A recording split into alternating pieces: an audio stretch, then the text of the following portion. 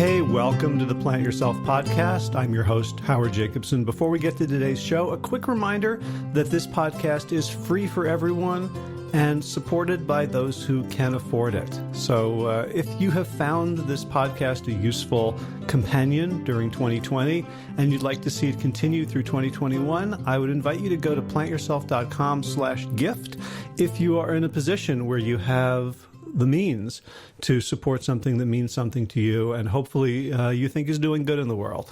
You can use PayPal or Patreon. You can make a one-time contribution or become an ongoing, sustaining patron of the show. And if funds are too tight for you to show your appreciation in a monetary sense, you can still leave a review of the Plant Yourself podcast on whatever platform you listen to podcasts. That also helps us a great deal. All right, on to today's episode. This is the Plant Yourself podcast. I'm Howard Jacobson of plantyourself.com and wellstarthealth.com. This podcast is part of my mission to help you live a fruitful and fertile life.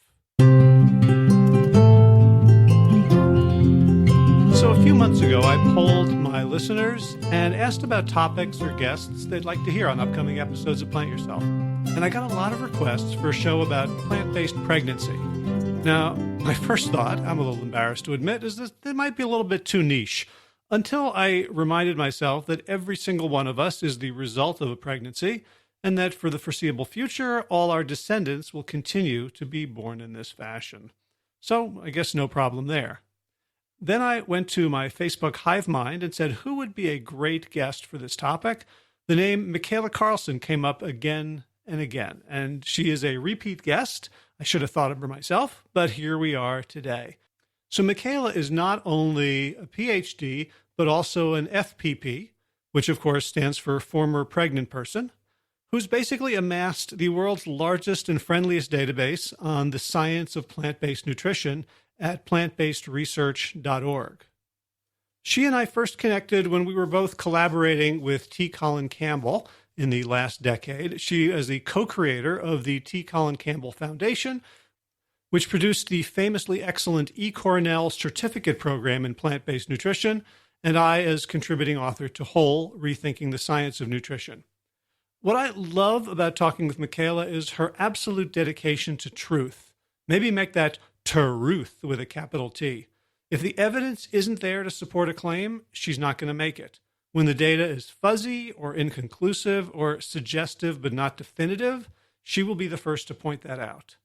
And this quality is especially important given that we're talking about pregnancy. That is, a time when the results of a person's food decisions have a direct and formative impact on another human being. And with so much conflicting information out there, I wanted an interlocutor who could sift through mountains of fact and conjecture and fiction to give us the actionable lowdown on how best to eat during pregnancy.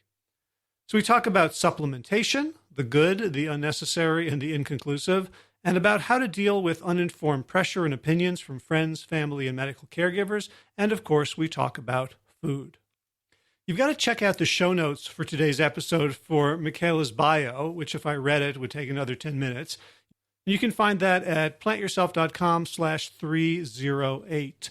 Before we get into today's show, a couple of quick announcements. First, if you'd like to become a WellStart certified health coach, we're offering another training starting in mid-March 2019. If you're interested, go to wellstartcoach.com. You can read all about it. You can give us your email, and we will let you know when we open up the interviewing process.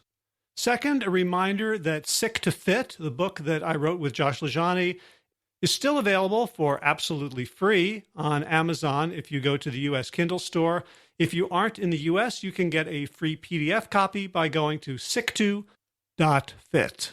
You can also grab a paperback copy for under $10, and in a couple of weeks, I hope to have the Audible version ready for purchase as well. If you've read it and you liked it and you'd like other people to find out about it, we sure would appreciate if you could go to Amazon and leave a review. All right, you guys ready to hear about plant-based pregnancy? Without further ado, Micaela Karlsen, welcome back to the Plant Yourself podcast. Hi, Howie. It's great to be here. Thanks for having me back. A pleasure. A pleasure. There's so many things I want to talk to you about. In fact, since we organized this, I wanted to talk to you about the LMERC, the Lifestyle Medicine Economic Research Council, but I think we're going to leave that for another time. That is that's a great topic to dive into. Let's circle back to that and have another conversation another day, because I'm also very excited about that. Cool, because like two weeks ago, I interviewed Darina Bachman, the vegan and professional management and corporate management group, and so the idea of a plant-based lifestyle and the economic benefits of it for society, for individuals, is becoming clearer and clearer. And you are totally spearheading that effort to collect the data and disseminate it. So, yeah, it's a total privilege, and I really hope that your company, WellStart, can be part of the initial force that does publish their data on those kinds of outcomes, because we really need to get that information into the literature so that we can share what the data says. Yeah, believe me, we're not sitting on anything. Yeah, no, when we figure this out, we're going to keep it to ourselves, damn it. Nope, not going to happen. So yeah, look forward to that. But what I wanted to talk to you about today is a few months ago, actually now, I posted on the blog asking for, what do you want to hear? Asking for listeners to give feedback, and a topic that came up repeatedly was plant-based pregnancies, and the issues that were raised were, okay, well, I can, if I'm not 100% sure this is the right thing to do, I'll take the bullet for myself. It seems fine, but now I've got another life growing inside of me. The stakes are much higher. I'm getting all sorts of advice from people who may know nothing or less than nothing, and I'm in constant contact now with the medical system, whereas before, as a healthy female, I wasn't so much. And so there's tremendous anxiety, tremendous vulnerabilities, and so when I got that question, I then put it out to my hive mind. I said, who should talk about this? And your name came up again and again and again, and here we are. So happy to be here. So in addition to my professional qualifications, I'm also a former pregnant person. So I have definitely a personal connection to this topic, and I can really relate to all of the concerns and just the challenges of encountering friends and family and even medical people, medical authorities who also have their own concerns and, very informed concerns that they may be sharing. So I'm definitely excited to talk about this. Great. So we've got the FPP degree after your name, the former pregnant person. But before we jump in, let's let people know what else you know and what your more formal qualifications are to talk about this.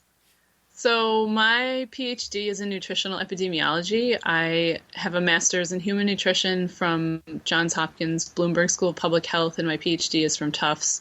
And I got my PhD after working for Dr. T. Colin Campbell for a number of years on his nonprofit, and I was part of the forces that started the eCornell certificate program.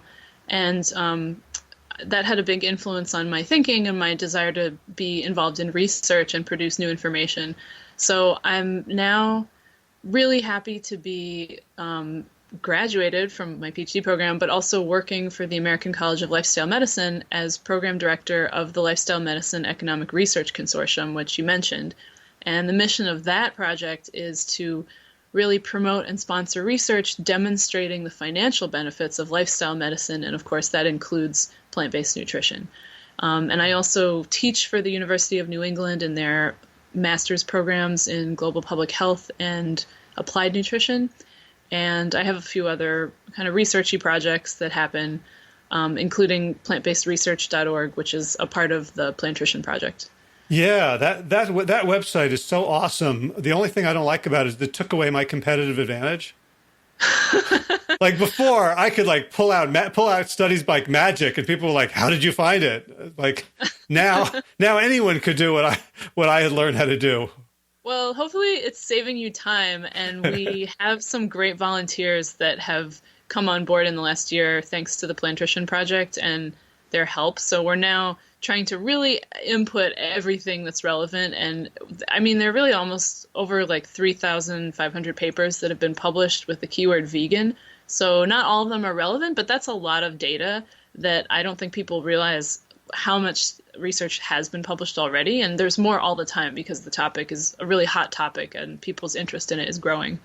Mm-hmm. And especially to point, medical people to that database, because there's lots of studies where there's of topics where there's not a lot of aggregated studies. Mm-hmm. You might think, well, this is anecdotal, but when you look at all of the points of light, a picture starts to emerge. Yeah, there really is a lot, and I think it's hard because there's so many studies published in PubMed. I think this isn't my area, but I think there are critiques and commentary about information overload in science, and there's just no way that somebody could read everything that gets published every year. It's just too much for anyone. But with websites like that, at least we can gather together the information that's really relevant to a topic. And for plant-based diets, it's actually still a manageable number of papers, so someone could really get acquainted with the literature more intimately. Yeah, and I'm going to put a pin on this idea that this is for another conversation because we're going to stick to pregnancy today. But the idea that the big crisis in science is kind of a replicability crisis, where I don't know if it's the things can't get replicated, but no one advances their career by doing it. And I'm wondering, in the plant-based community, which in my experience is so mission driven, whether there are people who would take one for the team and say, I'm going to devote the next 5 years of my career to replication, as opposed to, pushing my own career forward. I wonder if there's a richness of community that can create better research than we see in other areas of nutrition. Yeah, that's a nice vision for science, and I really like that. And I hope I can be one of those people that contribute in that way. I think there are more people in school now and in training to become researchers, so I'm hopeful that that could be true. For people who are thinking about that path, I would say that there's still a lot of novelty in demonstrating that you can, for instance, reduce diabetes medication or get some people entirely off diabetes medication, even if you're doing a study that's similar to the handful that have been published already. So I think there's still a lot of room for kind of exciting, novel contributions to the academic space, even if your focus was entirely replication, because there's a lot more data than people realize, but at the same time, there isn't a lot compared to some other topics that have been studied more extensively, like the Mediterranean diet. Huh, I didn't even think of that. You could have your plant-based cake and eat it too. Yeah, I think you can. As far as making novel contributions to science, I think you really can. Cool. All right. Well, on that happy note, let's talk pregnancy. So, sure. So you sent me very kindly an outline, and I noticed the first bullet is overall reassurance. So I would love to know why you started with that bullet before you even dive into it. Yeah, well, I think it's nice to give the punchline so people know what the topic heading is. But I know that a lot of people have questions about this topic because there are concerns that they field from friends and family or doctors or the internet. And when you're pregnant, it's really a time when you become a reader, even if you weren't one previously, because you want to do the best you can. And you're kind of always looking on the internet for more information or books or other articles that you come across. So there are a lot of published concerns about nutritional deficiencies. And of course, the chorus in the background, the people who eat a totally plant-based diet or a vegan diet are kind of pushing away a lot of the time, become a little bit louder because there's a concern for not just the mother, but also obviously the baby. And people know less about pregnancy, I think, than they do about other nutritional requirements because, people are only pregnant for a short amount of time. So I think first it's important to know that, there are some concerns which we should talk about, and I'd like to talk about them today, but people really should be reassured that it is completely possible to have a healthy pregnancy, eating a whole food vegan diet, a totally plant-based diet with no animal food. And that doesn't mean that it isn't important it's not important to do some planning and have maybe a little more intentionality around your eating than when you're not pregnant. But it is really possible. And even the Academy of Nutrition and Dietetics, which is the professional society for dietitians in the US, they do have a position paper on vegetarian diets. And their position is that vegetarian and even vegan diets, appropriately planned, are healthy for all life stages, including pregnancy. And they have some other practice papers on healthy pregnancy outcomes for vegetarians. And, there's a lot of research that's been published that's sort of, we can talk about some of that. But in general, it's really okay. And no one who's eating a vegan diet while they're pregnant is necessarily harming their unborn baby or doing anything that's really risky. In contrast, most people who eat a vegan diet are more planful and more intentional about their eating. So even if they don't know much, they're probably already going in a good direction compared to many Americans. Now, I'm wondering, before we get into the details, sort of what is the research base?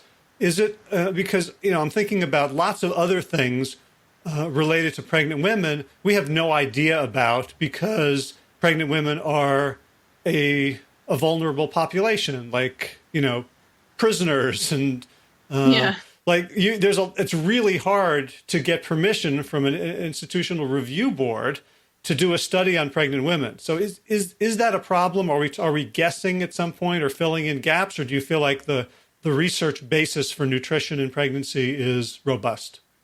There's a robust literature on pregnancy and nutritional needs in pregnancy in general. On vegan pregnancy, I think it's more limited. There is a systematic review that was published in 2015 on vegan or vegetarian diets in pregnancy, and the title is a little alarming. It says Vegan Vegetarian Diets in Pregnancy, Danger, or Panacea, a systematic narrative review. So obviously it's kind of attention-getting. But clickbait in JAMA? Where was this published? It was published in the, hold on here. I don't know what the acronym stands for. Let me check. The British Journal of, let's see. I don't think this is that important. All right, we can. I'll add it in the show notes later. Oh no, sorry. It's the International Journal of Obstetrics and Gynecology. Okay. So it's a very relevant journal. So I think that the author's intention was to maybe investigate some concerns that maybe they had or maybe others have had. And they did include case studies in this, although they excluded case studies from pregnant women who were in situations of poverty and malnutrition. So there were some concerns, but overall, they found that the duration of pregnancy was similar between vegan, vegetarians, and omnivores. And, there were some concerns with certain micronutrients, and particularly B12 and iron. So those are two that we can talk about. But there isn't a ton of evidence yet because there are very few and far between people. Like the population of vegans is very small. So to find vegan pregnant people is even more difficult. And I think that overall this systematic, they did their best. This ended up being I think they wanted to do a systematic review, but from reading their methods, they couldn't really do that because there wasn't enough information. So it became a narrative review. And they, they found that there's no real major adverse outcome. And in general, the outcomes are relatively comparable between vegetarians and non-vegetarians. So is that the framing that we see among professional societies and scientists, that the question is this as safe as a, quote, regular pregnancy? Yeah, I think that's the framing we see when many scientists talk about vegan diets. It's like, in my opinion, it's kind of backwards because there are so many inherent problems with how most people eat that if you ate a whole food plant-based diet or a vegan diet and you didn't do it perfectly and you forgot to take your vitamin D supplement, you would still be doing so much better on many other fronts, but that is how, I think that is still kind of representative of the prevailing cultural view of vegan diets. Right. So the idea is, okay, so you want to do this hippie thing because you love bunnies, and can we, in good conscience, let you do it? Is sort of the... I think there's probably a lot of that in the medical establishment. I don't know if everyone feels that way. I think this paper is an example of how I think these people were practicing good science, because I feel like the title, this is just my interpretation, the title is kind of representative of the emotional feeling people have about this topic. But then in their conclusion, they said the evidence on vegan vegetarian diets in pregnancy is heterogeneous and scant. The lack of randomized studies prevents us from distinguishing the effects of diet from confounding factors. Within these limits, vegan vegetarian diets may be considered safe in pregnancy, provided that attention is paid to vitamin and trace element requirements. Mm-hmm. That's a very moderate, conservative conclusion. Not scary. Right. Although it doesn't exactly reflect the last word of the title, which is, it wasn't like danger or okay. It was danger or like best thing ever, right? Panacea, cure all. Right. So maybe danger or panacea represents like the popular culture's preoccupation with this topic. And like, that's what people are talking about, because we know that there are a lot of like very zealous vegans out there who promote the diet in a number of different ways. And not all of them are well received by scientists. So that's just something that's a dynamic that exists. Right. And not all of them are received well by vegan scientists. No, not necessarily. But right. I mean, I understand that.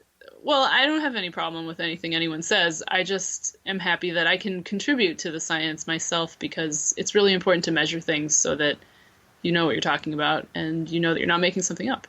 Right. But I'm imagining someone who, like you said, is not really a reader, is not digging into the scientific literature, but is part of our gang, right? They maybe took the eCornell course, or they've read all the books, they've gone to plant stock, they've done the things, and they're immersed in this culture of course, being plant-based or vegan is healthier than anything else. And then all of a sudden they smack up against a totally other paradigm, like, ooh, is this safe?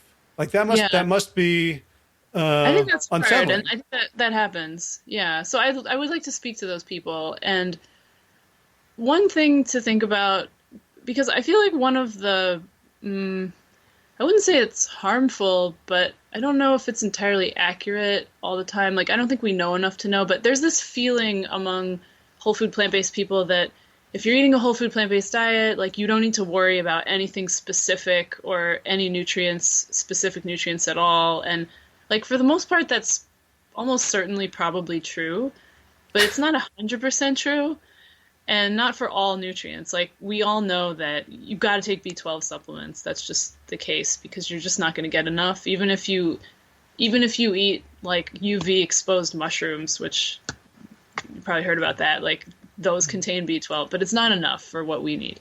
So for people who kind of in this community eating really well, probably, there are some specific things that you should pay attention to, but you don't have to be really concerned or throw out the sort of comfort level you have with, eating a variety of whole foods and not counting things too much. And like, that's generally still possible in pregnancy, with a couple exceptions. Okay. Yeah. Great. So we're what bullet are we on? Are we talking about? Let's talk about. Okay, so there's some like nutrients that are pregnant women need more of certain nutrients, because you're growing a body and a brain and a skeleton and a placenta in the first trimester, and so there are nutrients that you need to pay attention to are vitamin A, B6, B12, folate, vitamin C, E, D, copper, iodine, iron, selenium, and zinc, and then also omega-3 fats, the long-chain EPA and DHA. So those are important for anyone who's pregnant. And, it really doesn't seem like vegans have much to worry about for most of those, but I would say that B12, D, iodine, iron, and omega-3 fats are something to pay attention to when you're pregnant. So we can like talk about the specifics, but that's kind of my list of what I think is important. Okay, so these are all nutrients that a pregnant woman would need more of, or You will need more of them.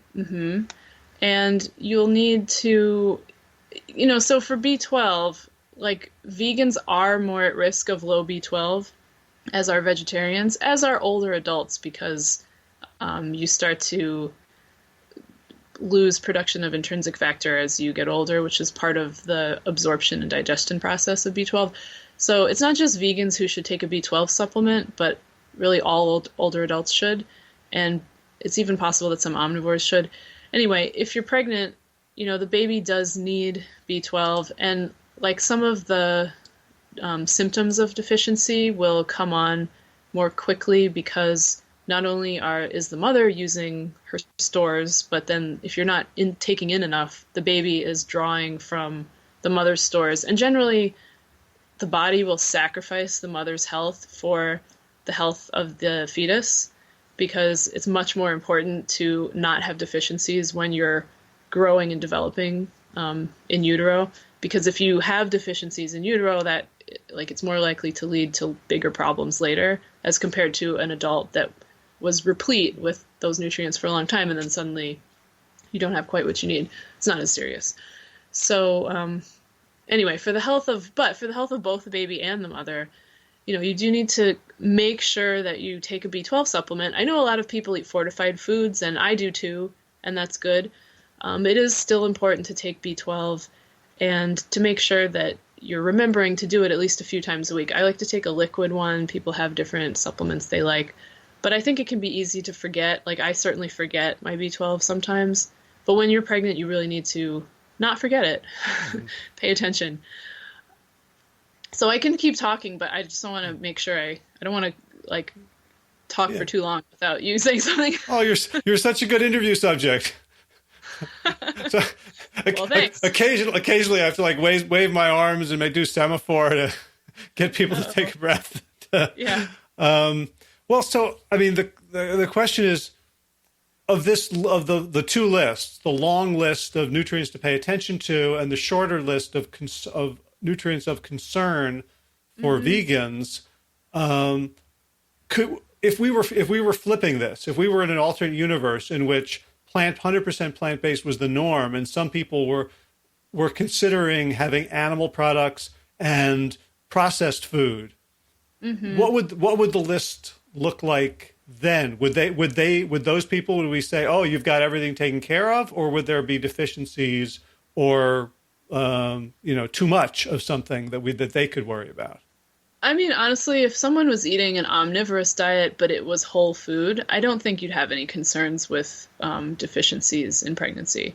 If someone was eating processed food and they were replacing the micronutrient-dense foods like fruits and vegetables and whole grains and beans, then you would be concerned about possibly a lot of deficiencies like vitamin A, folate, vitamin C, vitamin E, some of the minerals, and certainly getting too much saturated fat and total fat and salt. And, a lot more women now are overweight or obese when they become pregnant.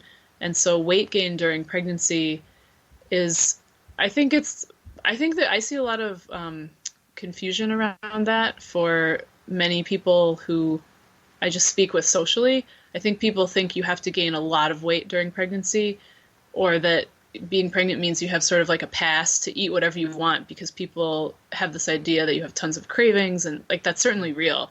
But, the weight gain, I think many people do gain too much weight during pregnancy. And so anyway, if somebody was eating a diet that was, if the alternative diet was the diet that included animal food and processed food, there would be a lot more concerns than the short list that we have for vegans. Mm-hmm. Yeah. Gotcha.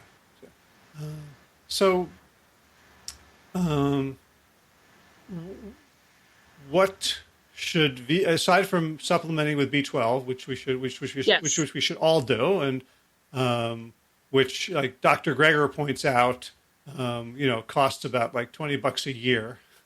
Mm-hmm. What else should pregnant women and their feeders and shoppers do because nobody eats selenium, we eat food, right? So we eat food, right. Thinking you and I are both huge T. Colin Campbell fans, and thinking holistically, is this a matter of supplementation, of getting this stuff from pills, or is it a matter of eating with more attention? Yeah, so some of it is a matter of eating with more attention. And selenium's not one that vegans really need to worry about. But vegans should worry about B12, D, iodine, iron, and omega-3 fats. So with B12 and D, it's probably a good idea to take a supplement, particularly for vitamin D if you live in the Northeast or a latitude where you don't get as much sun exposure, or you have darker skin and you're inside a lot. And I think that like the prenatal care standard of care does include blood tests at certain points in the pregnancy. And if someone is eating a vegan diet, even though, this may open you up to conversations you don't feel like having with your doctor, it's good to tell them that you're doing that, because I think, like for me, I do like to get my blood tested once a year to know what the B12 and D levels are. And I know that not everyone feels like they want to do that, but personally, I prefer to have that information. And when you're pregnant, you need that information even more. So if you are getting your blood work done, then you can make a decision about what to do. And that's so with iodine, that's also important for a fetus that's developing. And there is now, this is like sort of relatively new, but there is now some information, some data that vegans actually they do tend to be low in iodine. And I think that it's possible that there are a lot of people now who are not buying iodized salt because they're buying sea salt, and they're maybe not eating seaweed and they're not eating fish.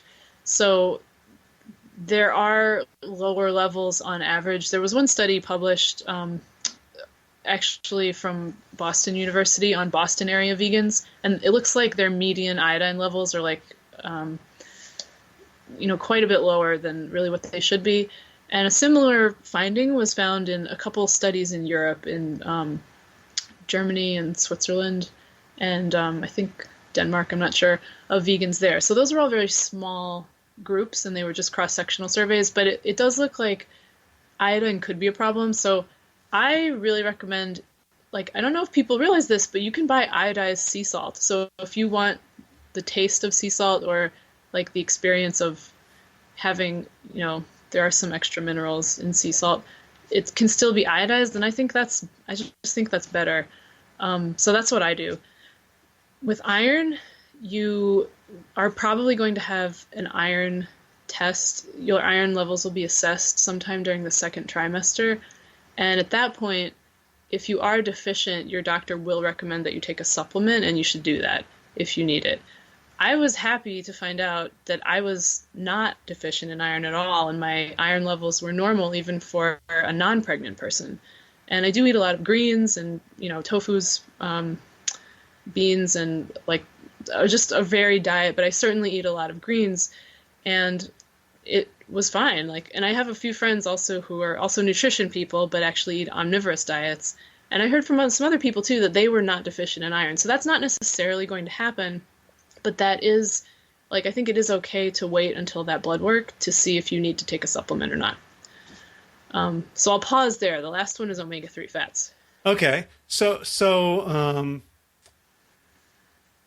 yeah, I guess a couple of questions. So one is I'm pretty confused about vitamin D because of various sides I've heard in the debate from people whom I think are not trying to get rich from it, which is, and so I've heard from people like John McDougall and Pam Popper this idea that vitamin D deficiency is a symptom of illness rather than a cause, and that the studies they've seen have been more correlative than causal. And so when you get people well, their vitamin D levels rise, and also that vitamin D can be toxic, and also that vitamin D isn't really a vitamin, it's a hormone that's produced in response to the skin being in the presence of sunlight, and therefore taking it any form other than that is sort of unnatural. And I kind of was steeped in those views. Is there evidence to support them, or new evidence to refute it or call it into question? That's a good question. I don't feel like I'm versed enough in the vitamin D literature to speak to all of that, but I know that the vitamin D recommendations are based on really large-scale population studies, and I would not be so quick to dismiss like those kinds of nutrient recommendations. So for myself, I mean, I don't think we have any evidence that taking vitamin D supplements to the point where your levels are just replete and it's not in excess is harmful. I don't think we have evidence that that is harmful. Mm-hmm. And so I'm more comfortable with the idea that, yes, it's probably not the same to take a supplement as to let your skin produce vitamin D based on sun exposure. But I don't think we really have enough information now to say that that it's more harmful to take supplements and just get to a place of adequacy with your vitamin D levels than it is to not take them at all and possibly be in the deficient zone as defined by these official recommendations. So that's my feeling about it. I think that, I mean, those are all true. That's true. It's not really a vitamin. It is a hormone. It's produced in response to sunlight. The recommendations for vitamin D of what you should take in assume minimal sun exposure. So you may, like for people who eat a totally plant-based diet and they're not drinking fortified milk, because fortified milk is one of the main sources of vitamin D for the U.S. population, you're probably not going to be ingesting as much vitamin D, as well as fatty fish. If you don't eat fish, then you're not taking it in there either. So you're probably not eating vitamin D in those forms. But that may be okay. Like if you're outside a lot, you're in the sun, the way to know like where you end up is to have blood work done. And then if you get your blood work done and your levels are low, I don't think there's a lot of evidence that taking supplements is harmful if it just brings you up to the level of being in the normal range. Certainly these fat-soluble vitamins can all be a problem if you're taking them when you don't need them or you're taking them in excess. So I wouldn't recommend that, but that's my position, and I hope that we have more information about that in the future. Okay, thanks. And about iron, is it true that cooking tomatoes in cast iron will give you iron, or is that? It is true that people who use cast iron to cook with do get a little bit of iron from the iron. I don't know if that's the best way to get iron because, again, this isn't like cast iron cooking. That's not really my area of expertise, but it is true that you will get a little bit from it. It's not, there is evidence that if your iron levels are too high, that can put you at greater risk of cardiovascular disease. So that is also a concern. And again, like having blood work done to see where you're at is probably just a good idea, because there are different ways to achieve your status. Like one thing that matters is how much you take in, and then with iron, there's no method of excretion for iron in the human body, so you don't lose iron, but you only use it and metabolize it. So your metabolism of it may be affected by a number of different things, and it's just hard to know how all these different factors of what people are eating, how much they're exercising, what else they're doing, what else they're exposed to, like things like these dynamics can combine in so many ways that we don't understand yet. So I don't think you can predict whether you need a supplement or not just based on your habits or your lifestyle. Okay, that's pretty humbling, especially for those of us who swallowed the plant-based dogma that once we adopt this way of living, we're home free.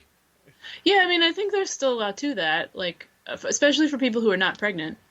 And like I said, I didn't need to take so I was really lucky when I was pregnant. Somehow I ended up with a nurse practitioner midwife who was a raw vegan, or mostly raw vegan. And that was not even intentional. I just ended up being assigned to her at the birthing center that I was a patient at. So I was really happy about that, but even with her, I noticed that she, I think, was probably way more knowledgeable about nutrition than most of her patients, and she would want to give me nutrition advice, and I felt like very resistant to it because I have this background, I wrote a book, and whatever, your ego gets all like inflamed when people try to tell you things. But then, I just tried to like not give in to all that. And she, she was like informing me based on her clinical experience and her extensive reading on vegan diets and pregnancy and nutrition in pregnancy. But she told me, like, you're probably going to need an iron supplement. But then when my iron levels were normal, she didn't make me take it, or she didn't suggest that I needed to. So that was a great outcome. But if I had been deficient, I would have taken it for sure. And I felt more comfortable with that decision based on like knowing what my actual blood work was. Mm-hmm. Okay, so we're going to assume that everyone who's listening to this is going to get the blood work done, right? Mm-hmm. So they're not guessing. Mm-hmm. For someone who wants to avoid supplementation as much as possible, Mm-hmm. what does in your mind a sort of roll of the dice best guess 100% plant-based diet look like for a pregnant woman? Okay, for someone who really doesn't want to take supplements at all. So with B12, I still think you should take a supplement, but you could try make sure you eat lots of fortified foods, which let's say B12 is in the we're not going to argue B12. Okay. How should I, like, how many handfuls of dirt should I eat to get the best? Great. All right, fine. So you're set with B12. You're taking your supplement, or you're eating nutritional yeast for breakfast, lunch, and dinner, and you made sure to buy the one that says it's fortified with B12. Right, and without lead, right? And without lead, yes. So for vitamin D, I mean, you should be outside every day for like at least 20 minutes with your skin exposed, and you should do that for the whole spring, summer, and fall, and then hopefully your vitamin D levels are very replete at the end of the fall, and they can last you through the winter if you live in New York or other like New England states, which is where I live. And if they're not, then I'm sorry, you probably should consider taking a supplement, in my opinion, but there are other schools have thought about that, so that's a decision people have to make. Mm-hmm. And what you mentioned, vitamin D fortified cow's milk. Is there vitamin D fortified? Oh yeah, of course. Like most of the milk? plant milks, most of the plant milks that are fortified with vitamin D. So I think even the unsweetened ones like almond milk and soy milk, if they're fortified, they certainly put vitamin D into it because they're trying to be competitive with cow's milk. So that's it's in there. It is a fat-soluble vitamin, but you don't really need a lot of fat to absorb it. So if you're drinking fortified plant milk, you're probably fine. But really, in my opinion, reality check, I don't think that a vitamin D supplement is that different from fortified foods. It's just maybe different in the quantity. But in terms of like its nature, I don't really see a huge difference myself. Yeah, but I forget to take pills. I never forget to put milk in my cereal, Yeah, exactly. So that's like, why does it taste so dry today? I can't figure it out. Yeah, so get outside in the sunshine every day. Make sure your skin is exposed. If you have dark skin, you should be out there for longer. The Office of Dietary Supplements from NIH has really good articles for lay people and medical professionals on all the different nutrients, and they have one on vitamin D, and I think the recommendations about sunlight exposure are pretty straightforward and helpful in there. So that's something to read if people want to do that and they don't want to read some of the longer pieces. With iodine, I would just get iodine fortified salt, so iodized salt. So, and like I said, you can get, if you like sea salt, you can actually buy iodized sea salt. It exists. Mm-hmm. So eating lots of seaweed, that's important. And again, you may not get enough from that, but you may. So I think, it's good to eat sea vegetables. They're very healthy food. Mm-hmm. With iron, really make sure that you're eating lots of beet greens, Swiss chard, kale, collards, all the greens. And, it's very likely that you will get enough. And then we didn't get to omega-3 fats, so that's the last one. I really think that this is one where I think especially vegans who are pregnant, you should just take an omega-3, an EPA DHA fat supplement. And there are many that you can get that are derived from algae, so they are vegan. I think the liquid I sort of prefer that. You can put it in a smoothie. There are different ones that have like more or less of a serving size. Like the EPA and DHA is in other oil, so you're basically taking oil, but depending on how big of a serving, it may not be much. And you can dump it into your smoothie, and that's a great way. Because you're growing a brain. A lot of those omega-3 long-chain fatty acids are really important in building a neural network and neurons. And there is some evidence that vegans just have lower levels of EPA and DHA than omnivores, but we don't know, and people who eat fish, we don't know really what that means. We just know that the levels are lower, but we don't know if that's a problem. But when you're building a brain, I think it's more conservative to just make sure you have all the building blocks that the body would need. It's like when you get something from IKEA and they have the exact number of like washers, and you like just put in 2 more because you might lose one, and exactly. So I think that it's again, like we don't really have evidence that vegan and vegetarians' lower levels of these omega-3 fats are necessarily harmful. And like vegans do have lower risk for cardiovascular disease. And one of the primary reasons that these higher intakes of fatty fish or omega-3 supplements are recommended is because that is associated with heart disease, and people who have higher levels of EPA and DHA, those nutrients are directly associated with risk for heart disease. So we don't know if like vegans who have these lower levels, if it's really a problem or not, but it's a very small amount of a fat. So I just think that it's more conservative, and it's just a good idea if you're pregnant and growing a brain, and also while nursing, that you take an omega-3 fat EPA DHA algae derived supplement. I think it's a good idea. There are other people who recommend it all the time for whole food plant-based or vegan populations anyway, and I think there's a lot to that as well. But I feel certainly very confident that during pregnancy and nurse and lactation, it's probably the best thing. Mm-hmm. What about things like ground flaxseed or chia or hemp? Yeah, those are all important too. I mean, but they're not a substitute for the EPA DHA.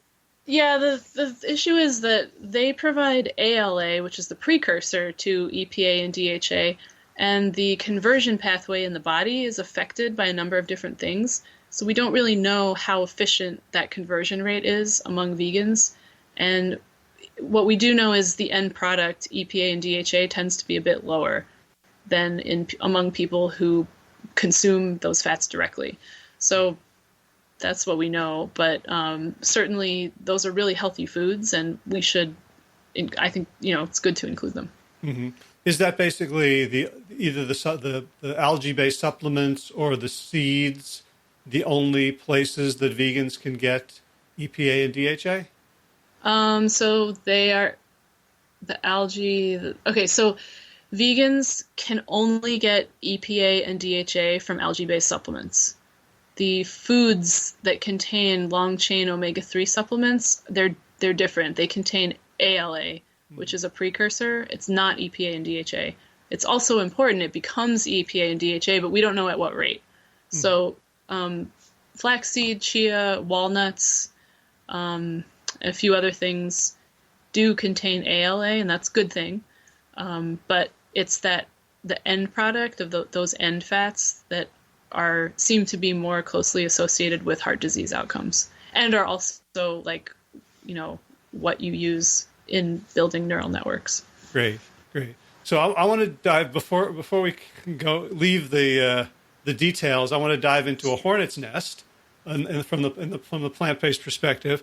which is there any evidence that a particular flavor of vegan or plant-based or whole food plant-based is better or safer during pregnancy? And I'm thinking about like people who have, like, oh, a little olive oil is not, is good for you. Oil is the devil.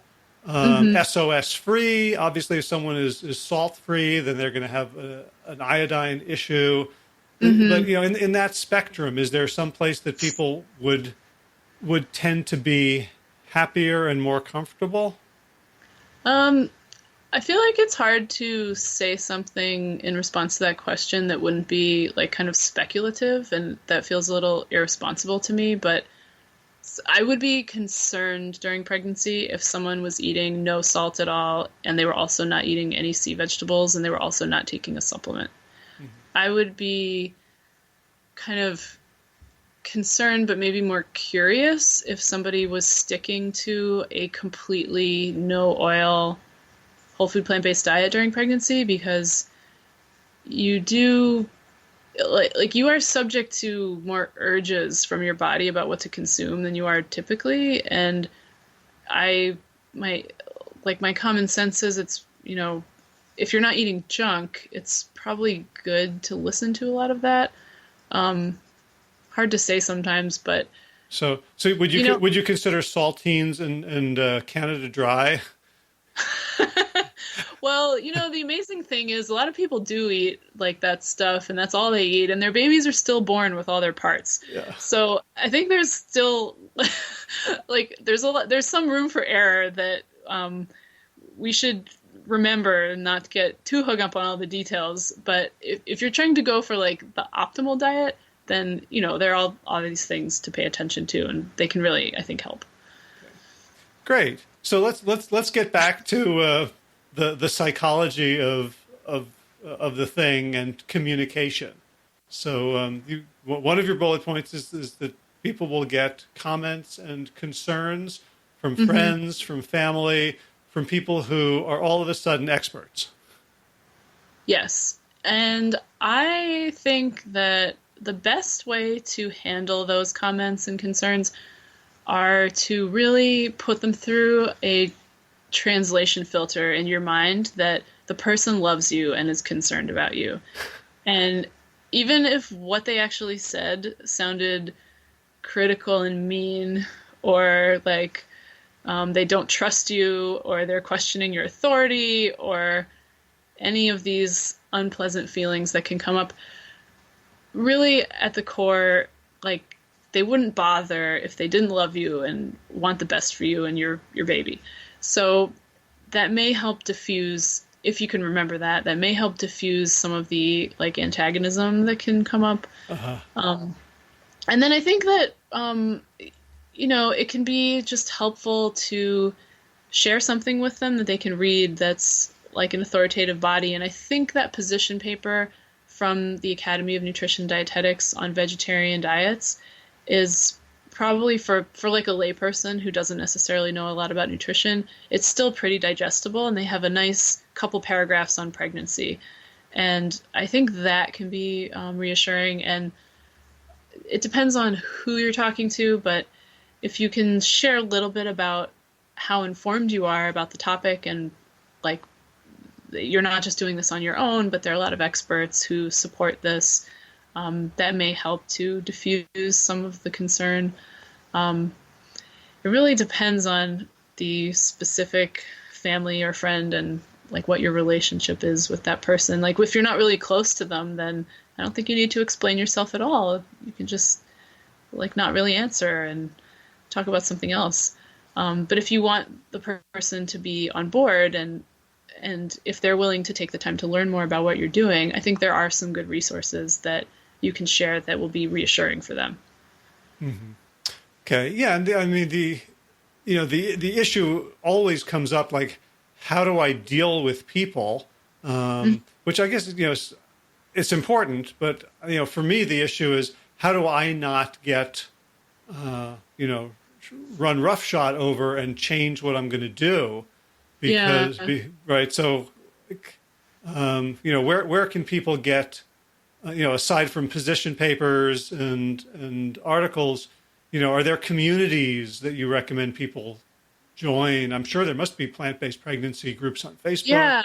Yeah, absolutely. Like there are Facebook groups, and it's good to try to find friends who've been pregnant and eaten a vegan diet. There are great blogs on the internet. There are a lot of resources if you search for vegan pregnancy, from people who have been pregnant, who are doctors, who are not doctors, and they have been successful, and that can be really reassuring and affirming. So that's good. And then they look at their kids. Like, look, he's 5. Yeah, he's got. they're healthy. They look great. Limbs. Like my daughter is like incredibly healthy, and she's smart and bright and happy, and she's doing really well. So we've had a great outcome with this. And one other thing I want to mention though is like this is just part of the compassion for yourself, and like people, when you're pregnant, you are subject to these crazy cravings. So when I was pregnant, I had probably about, I spent some time at True North when I was pregnant, because during the first trimester, I was so nauseous. Like all I could really eat was sour, and it's not uncommon for women to lose weight during the first trimester because you're so nauseous that you just can't eat much. So all I could really eat were sour smoothies, like an entire bag of strawberries and just one banana and chia seeds, and that was like all I wanted. Huh. And then as the nausea got worse, like all I really wanted was bread. So I had like at least 6 or 7 weeks where all I really could stomach was like Annie's no cheese pizzas and like bagels, and totally not my normal diet. And I went to True North kind of at the end of that, thinking I could go there and I'd do like an eating week, and that would help me kickstart myself back into a regular healthy diet with lots of greens and salad and everything. And while I think I went there a little too early because I was still kind of nauseous, and the whole time I was there, I was dreaming about eating quiche, like real quiche. Like I was like reading recipes on my phone from the Food Network. Like eggs, cheese, ham. Absolutely, yes. And I was like dreaming about quiche, and I was going to go visit Juliana Hever, and like I was just having these fantasies afterwards. I was having these fantasies of like making vegan quiche with her, but really in my heart, what I was craving was like regular quiche.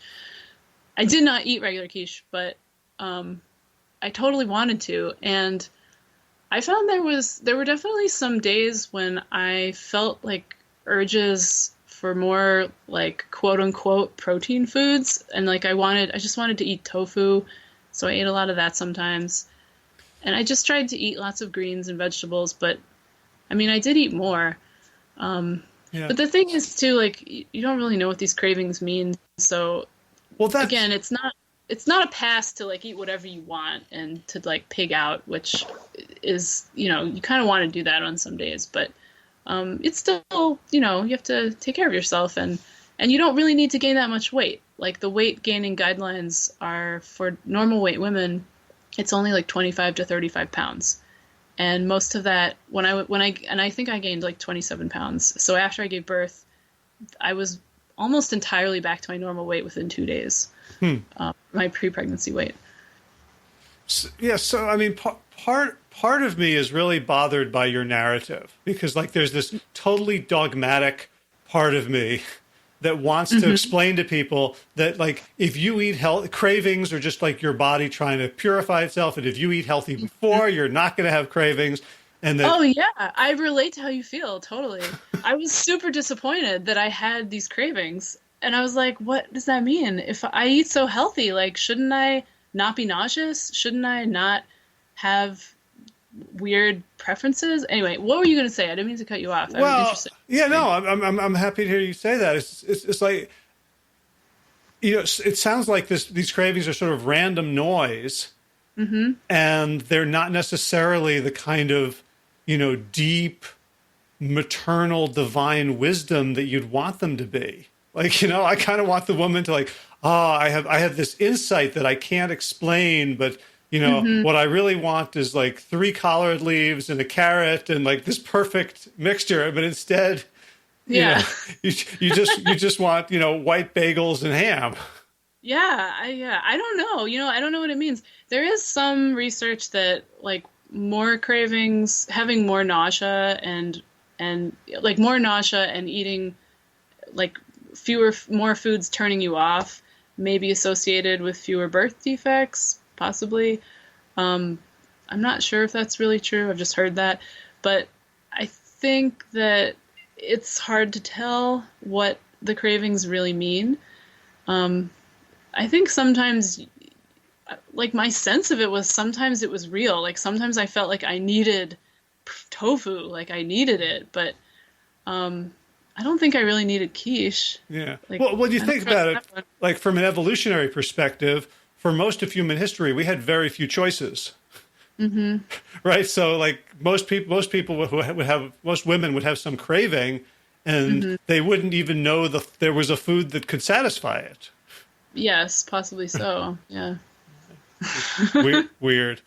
Yeah. So anyway, I get what you're saying. Like, I just hoped in my heart before I got to that point that I was so healthy, whole food, plant-based, like I would not be sick and it would be really fine and I wouldn't have any of those symptoms. And that was totally not true. And I think there's a bigger lesson here for us in the plant-based community, because I've heard from people who felt alienated, like they were full on in the community, and then they got sick, they got cancer, or they had heart disease, or and all of a sudden people were terribly threatened and said, well, you must not have been doing it right. And that's not true, right? People who do everything right can still have terrible things happen to them. The best people and the healthiest people can still get sick and die. And that's really sad. But that's just the truth. So we just don't know how these things happen sometimes. Like, we have a lot of information that can help us guess what's most likely, but we don't always know. And we can't always predict. Right. There's a book I was reading by, I think, Annie Duke, who's a professor who became a professional poker player. The book is Thinking in Bets. And her point is that you make decisions based on data and heuristics, but you don't judge the decisions based on outcomes. Right? Like if you're playing poker and you lose a hand that you should have played, statistically, you don't say, well, that was a bad decision. Right. That makes sense. All right, so our last bullet is communicating with your doctor, right? Yes, that's important. A lot of doctors don't really know about vegan diets, and I think this is a good moment to plug plantbaseddocs.org from the Plantrition Project, because there are more and more doctors who are signing up on that website, and they have a mapping function, so you may be able to find somebody near you. But if you can't and you are seeing a midwife or obstetrician or whoever your primary care pregnancy doctor is, you may need to educate them a little bit. And like that's when sharing the position paper and some resources that you can find online, that can be really helpful. And I can even give you a couple links that you can post with this podcast so that if people do want to download paper, like just a couple, 2 or 3 papers, cool, to share, we can make sure that those links are there so they have them. Awesome. So I don't know yet what the URL will be for this show, but your first name is Micaela, Micaela, right? Yes. So if people just search for that in the search function on Plant Yourself, they will find this episode. Okay, great. Sounds good. So cool. So it sounds like ideally you would have, ideally or not, you need to be in a partnership with your doctor. You don't want to be like constantly in this tug of war. Yeah, I think if you feel really assaulted by criticism from your doctor, it is probably a good idea to find a different doctor. There are lots of doctors out there who don't eat a whole food plant-based diet, but they're not going to be they're not going to be like overly critical. They'll still be supportive of your choice if they know enough and they're comfortable with how you're going about it. And so I think, when you're pregnant, it's such a vulnerable time. You feel so weird. You're really tired. Like a lot's happening, and you don't want to feel this, you don't want to feel a sense of dread when you go to your doctor's appointments that you're going to be criticized. So if you do feel like that's starting to happen, I would really recommend finding somebody else. Mm-hmm. Right. Cool. Well, this feels pretty exhaustive to me. Is there anything you think we haven't covered that we should to help a pregnant woman and her folks? I don't know. I think there's a lot more to probably read about with all these specific nutrients, but I think we probably covered most of the major questions people have. I'm really glad you wanted to do this. I think it's important. I think a lot of people, as interest in plant-based diets grows, a lot of people will have these same questions. So I think it's awesome that you set this up. Yeah, well, I kind of feel that, call me crazy, but I kind of feel that pregnancy is a fairly important function for the human experiment. Yeah, it's true. I kind of feel like it's relevant to more than just pregnant women. It's everyone has been born and they've been a baby. So yeah, I would agree there. For sure. Yeah, Micaela, thank you so much for putting all this the preparation and thought into this, and for sharing so generously your research and your own personal stories and vulnerabilities and foibles as well. Well, you're very welcome, Howie. Thanks for having me, and again, thanks for doing this. Yeah. All right. Well, we'll circle back around to talk about the Economic Research Consortium, and so you'll be a three-peat on the podcast. Okay, sounds good. And until then, thanks. By the way, you were outshone for most of this interview by the squirrels doing acrobatics on the tree outside your window. So I know we're not going to publish the video of this because the lighting's not good. But I've really been enjoying the fauna. Oh, good. Yeah, there are a lot of. Well, we have some bird feeders down there, but they're really squirrel feeders, as you may have encountered. So we have a lot of animals running around. All right. Well, they were all trying to eavesdrop to figure out how to have healthy squirrel babies. Yes. Good. All right. Cool. Thanks a lot. I'll talk to you again soon. All right. Thanks, Howie. Talk to you later. All right. If you found that a valuable, useful, honest discussion of pregnancy and nutritional needs, both Micaela and I would love to hear from you. You can reach out to me via the Facebook page for Plant Yourself, or just email me, hj@plantyourself.com. And if you'd like to let the world know what you thought, you can, of course, go to Apple Podcasts or iTunes and leave a review and some stars so that we get bumped higher in the search rankings and more people can find out about this show. For more information about Well Start Health and our 12-week on-ramp to health, which includes live coaching, daily videos, group texting, forum, texting with coaches, just check out wellstarthealth.com and poke around and see what you think. We're starting new cohorts roughly every 4 to 6 weeks. So if you are ready to make 2019 your year, we are here for you. All right, so today's episode was 308, so you can find the show notes and links to some of the studies we talked about at plantyourself.com/308. If you're new to the show, you can catch up on hundreds and hundreds and hundreds of archived episodes over at plantyourself.com.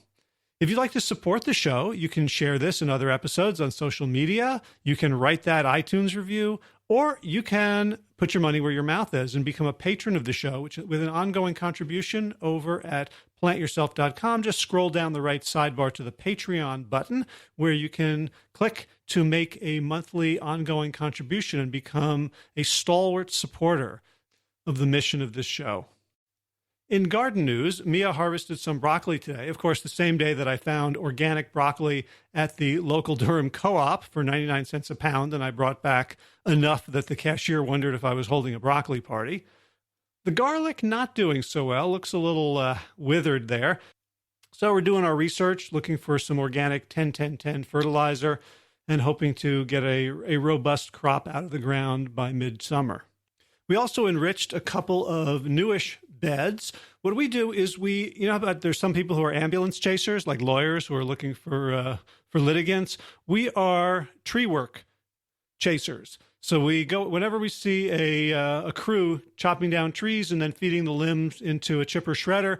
We rush over, we give them a card with our address and a map and my cell phone number and a promise of $20 per load. And they dump these giant piles of wood chips all over our front yard. And after 2 or 3 years of just letting them sit there, they turn into pretty much soil. And so that's what we've been carting from the front to the garden and then laying out, spreading it out. And if it's not quite broken down enough, we will then just add some extra nitrogen because the carbon breaking down uses a lot of nitrogen, so we don't want to steal it from the plants that we're trying to grow. In running news, I think I published the last episode before my 50K, the North Carolina Fat Ass. I had a good time. It was 3 10-mile loops, so I had 2 opportunities to quit early, and I didn't because I knew I'd be back in front of this microphone talking to you guys. I finished slower than my other 50Ks. It was 5 hours and 40 minutes. Somehow I came in 8th overall. I should have paid more attention to the fact that Ellerbe, North Carolina is in the Sand Hills, because those 2 words were very important, sand and hills, to my running experience. I did not manage a negative split. I still have to figure out how slow I have to start to finish faster than that. So that is an exploration for another race. All right, let's go to thankity thanks time. Thanks, of course, to Will Ridenauer for allowing me to use Sabali Dawn, this beautiful song. The Dance of Peace is the theme music for the Plant Yourself podcast. Check out willridenauer.com for more beautiful Korah music. And of course, thanks to all of you Plant Yourself podcast patrons, as in Kim Harrison, Lynn McClellan, Anthony Disson, Brittany Porter, Dominic Mara, Barbara Whitney, Tammy Black, Amy Good, Amanda Hatherley, Mary Jane Wheeler, Ellen Kennelly, Melissa Cobb, Rachel Burns, Christine Nielsen, Tina Sharf, Tina Ahern, Jen Volkanovsky, David Bizek, Mysterious, Michelle X, Elspeth Feldman, Victoria Dole, Manova, Leah Stoller, Alan Christensen, Collie Peck, Michelle Andrews, Josina, Julian, Roland, Stu Dolnick, Sarah Dirkus, Trent the Circus, Kelly Cameron, Wayne Pedersen, Leanne Peterson, Janet Selby, Claire Adams, Tom Franzik, Jeanette Benham, Gila, Sarah, David Donahue, Blair Cyber, Dorina Vizo, Gio, and Carolyn Argentati. Jody Friesen, Ruth Ann Funderburg, Misha Rosen, Michael Warbeck, the equally mysterious Tracy Zeely, Shalemus, Rebecca Hughes, Val Linneman, Rise with Cinnamon, Nick Harper, Stephanie Holmes, Martha Bergen, Nicole Ramsey, Susan Ahmad, Molly Levine, the inscrutable Harry R., Susan Laverty, the Panda Vegan, Craig Kovic, Adam Sharf, Karen Burry, Heather Morgan, Ashley Corcoran, Kelly Machia, Deanne Norton, Bonnie Lynch of Plant Happy Oregon, Sabina Kurtzels, Nigel Davies, Marion Blum, Teresa Coble, Shel Rudless, Julian Watkins, Breed O'Connell, Brian Sheridan, Shannon Hirschman, Kate Rolson, Dayat, Julie Langholm, Hedda Cardi, Zituzan Wakani, Hayline, Aaron Greer, Alicia Davis, Aviva Lael, Heather O'Connor, Carolyn Jensen, Cherry Orkoski, Plant Power for House, Gareth Smith, Scott Morani, Karen and Joe Crabtree, Tanya Lewis, Kirby Burton, Teresa Carell, Kevin McCauley, Elizabeth Rothschild, Kelly Baker, Miracle Ann, Jesse, Cheryl Dwyer, Jenny Hazelton, Valerie Peltier, Peter W. Evans, Colleen Harrison, Justine Divit, Joshua Summermeyer, Dennis Bird, Darby Kelly, Lori Fanny, Linnea Lundquist, Valerie Hummel, Deb Casilla, Emily Iaconelli, Levy Wallach, Rosamund McAdee, Dan McCorney, Stephen Leenan, Patty DiMartino, Mike and Donna Cards, Diane Bishop, Billbury Elf, Gunter Schmidt, Marjorie Lewis, Kelly Molden, Tricia Adams, Ian Kramer, Nancy Sheldon, Lindsay Bayshore, Gunn Marie Hagan, and Tracy Gullidge. Woo! For your generous support of the podcast. That's it for this week. Hey, if you become the next patron, I might have to do a 4th breath just for you. That's it for this week. As always, be well, my friends.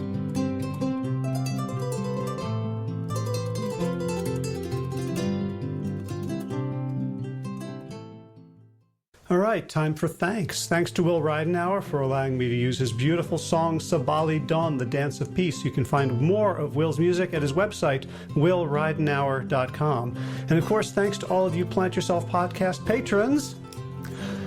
Kim Harrison, Lynn McClellan, Anthony Disson, Brittany Porter, Dominic Maurer, Barbara Whitney, Tammy Black, Amy Good, Amanda Hatherley, Mary Jane Wheeler, Ellen Kennelly, Mr. Cobb, Rachel Behrens, Christine Nielsen, Tina Sharp, Tina Ahern, Jennifer Volkanovsky, David Bizek, The Mysterious, Michelle X, Elspeth Feldman, Leah Stoller, Alan Christensen, Colleen Peck, Michelle Landry, Josina, Sarah Dirkus, Rhymes with Circus, Kelly Cameron, Wayne Pedersen, Janet Selby,